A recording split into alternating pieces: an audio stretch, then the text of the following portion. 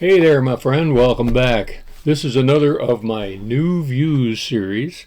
This gives me an opportunity to talk about games that are actually in print. Most of the stuff I talk about, of course, is vintage or old or ancient. But in this case, I'm talking about something you can actually buy off the store shelves. And this episode is actually about Keys to the Castle. It's a cool looking little game that I got from the folks at Outset Media so that I could review it for you and for them and tell you what I think about the game. This one has been published in 7 different languages as far as I can tell, maybe more. And it was originally released about 5 years ago or so it is fairly recent. Still available in the current retail outlets. So let's get right to it. Keys to the Castle is a game for 2 to 4 players. Now they give you 6 of these little figurines here so that you got plenty of choice as to how you want your character to look in the game. They all seem to be somewhat towards the male gender, but you know, who can tell inside all that armor? So we'll just pick a couple of them. I'm pretty fond of green, and there's not really a green, but I'll take that one. And then we'll just throw the red player on the other side. This is set up here, as you can see, on the table for a 2-player game. That's a 5x8 arrangement of these tiles. There got to be a certain amount of room between these tiles too when they get set up, and I'll explain that a little bit later. If you set up a game for 3 to 4 players, it's in a square grid of 36 tiles. And in that case, you'll end up with 4 extra doors that aren't being used, but you just put them back in the box. Now these doors will be flipped over as you play the game. They have several different things on the backside. This is a simple open door. That's what you'll want. This one, when you turn it over, it's an extra turn so that you actually can just, when you're done with that turn, you just start over and do an extra turn right there. This one is an extra key, and I'll explain what the keys are later, but when you turn this one over, or when you land on this one for the first time, you get a chance to unlock any other door in the entire array, but it's just a one-time thing. Some of them are barred doors. They've got bars on the doors. You can't use those. You can't go through those doors, so to speak, unless you play a hacksaw, and I'll show you that in just a second. And these doors, of course, are randomly spread throughout this array, so you don't know where they are when you're first playing the game. And then we have the draw cards, and that's this large deck here. And these are of several types. There is a key card, which is the most popular one. This particular key card is green, and that means that I can use this to open a green door. And that doesn't need to be in any proximity to my little character here. It can be any green door in the entire array, unless it's padlocked. And you can play a padlock card on any other door that you want. You can prevent people from going a particular way by locking the door.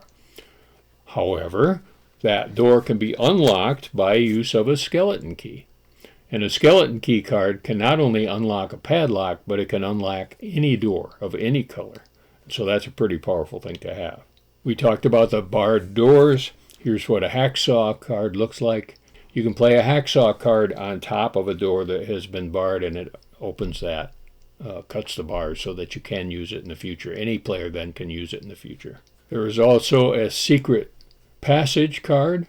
The secret passage card can be played at a diagonal like this between 2 doors, so that then you can move diagonally. That's the only time you can move diagonally. All the other moves are orthogonal, and so this just allows you to get someplace a little bit quicker. Once it's played, it's available for any player to use, and you can go either direction, but the doors on both sides have to be open, free, and clear. And then the final type of card is a net. And if you play a net, it's played on another player so that they skip 2 turns. Now that seems a little bit severe to me. You might want to house rule that and just say it only skips 1 turn. Or maybe even for the younger players that get frustrated by that sort of thing, just take them right out of the deck completely. And so once your array is set up and your deck of cards is thoroughly shuffled, each player gets a hand of 3 cards dealt to them. So those are their 3 options that they'll have in their hand at any given time. Well, that's a pretty powerful hand there. Let me just throw that over there, and I'll take a deck of cards, a hand of cards here. Now I have 2 yellow keys and a hacksaw.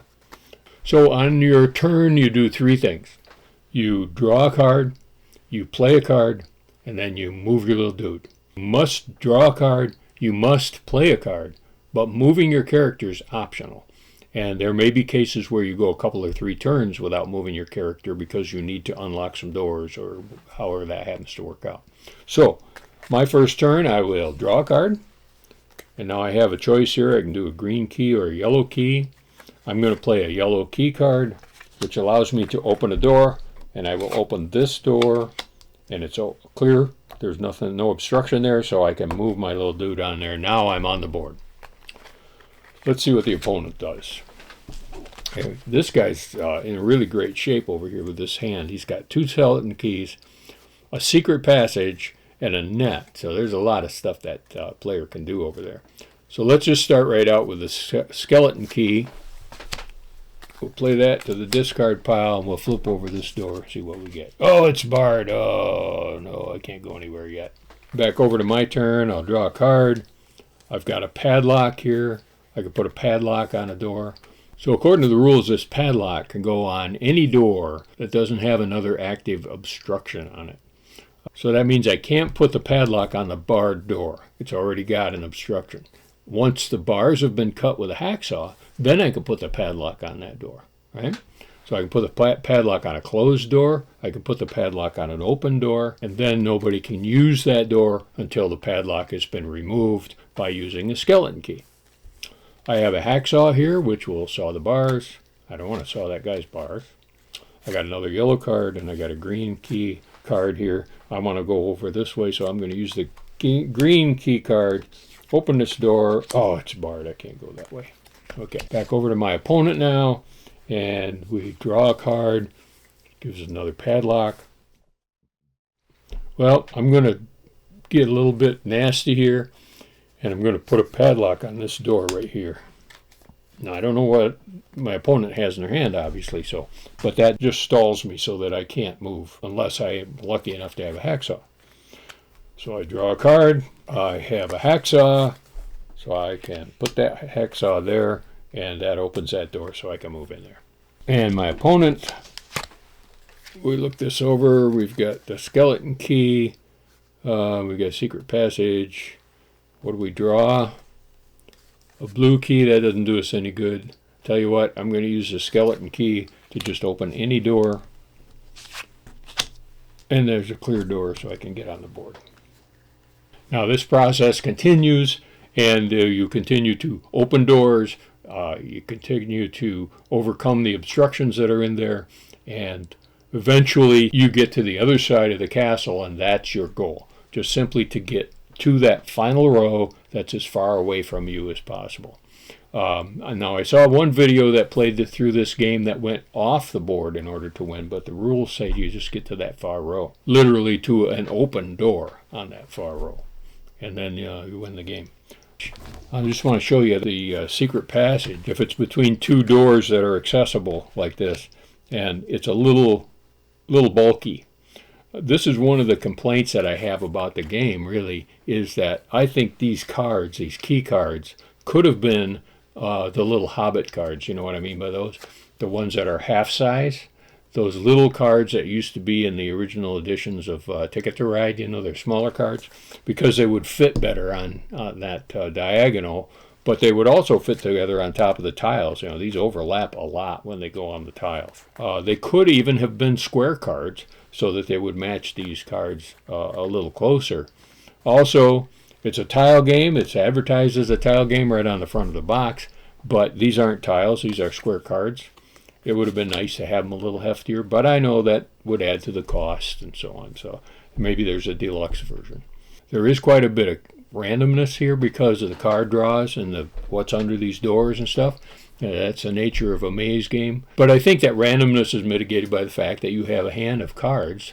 After your turn starts, you got 4 cards to choose from, so there's a little bit more choice that you can make with how you want to play those cards. Overall, I think it's a fun little game. I really had a good time playing it. I think that this is a valuable addition to any family game night, and very easy to teach, very easy to play, and I think it's really great for the younglings. but for the entire family to get around the table and enjoy a little game here. The theme could be just about anything. Obviously, the kind of medieval fantasy theme is a hot item these days, so that makes that more appealing to some people. But it could have been just about anything, from butterflies and flowers to some nasty horror Cthulhu type theme, I suppose. But this works perfectly fine for who it's targeted to. I really like it. So I definitely recommend Keys to the Castle. Oh, and I got to tell you, there's a Ice Castle version of this thing, and it's essentially the same game, but the theme is different. It's a little chilling, I guess you might say. Then there's also a Harry Potter themed version of it. I haven't seen that one yet. I just saw a reference to it online, so that might be something to check out if you're a Potterhead, and add that one to your Harry Potter collection. Well, friends, it happened to me again. I was just about to post this video, and I found out that there is another version of Keys to the Castle, and it's Keys to Riverdale High School. This is based on the Archie Comics, not the Dark Archie TV series, but the old comics. And it's basically the same game, except that the keys are to the high school. Kind of a fun way to re-theme a thing. So if you're into Archie, or you're just into a real lighthearted kind of an approach to the game, here's another choice for you. It's another Outset Media game, and it's available at Red Hen just like the others. So check it out. And so whether you play the basic Keys to the Castle, the Ice Castle, the Harry Potter, just be sure to play every day.